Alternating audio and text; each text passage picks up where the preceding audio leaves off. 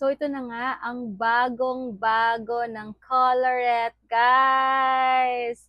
Ang pinili kong shade ay Sizzle. Kasi sabi ko, ayoko ng, wala lang, gusto ko lang, di ba madalas kasi everyday, hindi naman talaga na ako makeup masyado or lagi hindi ako sobrang pak na pak mag-makeup. Most of the time, pag everyday, kahit naka-live ako, naka-tinted sunscreen lang ako, guys. So, ayan na guys, ito na talaga matatry kasi ng gelatin daw to, tapos the more daw na tumatagal sa lips mo, the more daw siya nagkakaroon ng parang, ano yun? Parang nagiging glossy yata sa lips mo. So try, uy, ang ganda ng, try natin. Ay, ganda ng packaging, guys. At pwedeng-pwede kahit saan mo ilagay sa kahit anong bag, pwedeng-pwede mo siyang ilagay. Very convenient. Oy, ang ganda nito. Ang pinili kong shade ay Sizzle kasi nga gusto ko yung medyo dark red talaga siya. So, ito siya, guys. Ay, grabe. Check nga natin to. Lalagay ko na. Talagang tinanggal ko yung sa lips ko, ha. Kasi nga, gusto ko talagang, pero wala talaga yan, guys, ha. Yan talaga yung lips ko. Tapos tinanggal ko na ng ano yan. Tinanggal ko na siya ng makeup remover.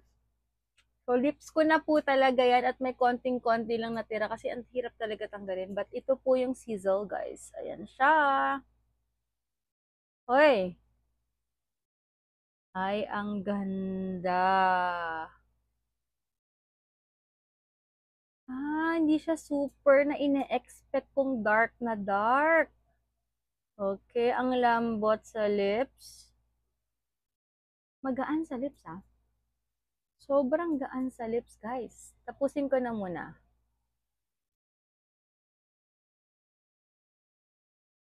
Okay. Hindi siya, hindi ako nakakapag-antay, di ba? Hindi siya ina-expect kong super duper mabigat sa lip. Para siyang ano lang, super gaan. Na parang may something ka lang. Ang ganda, guys. Ang ganda.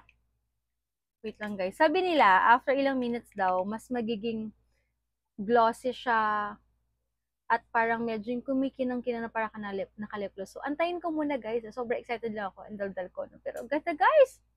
Natural lang. Yung parang ang healthy lang ng lips mo. Para siyang, ang gaan lang. Promise, guys. So, wait lang ah. Wait lang tayo ng ilang minutes. Babalik ako. Promise, guys. Babalik ako.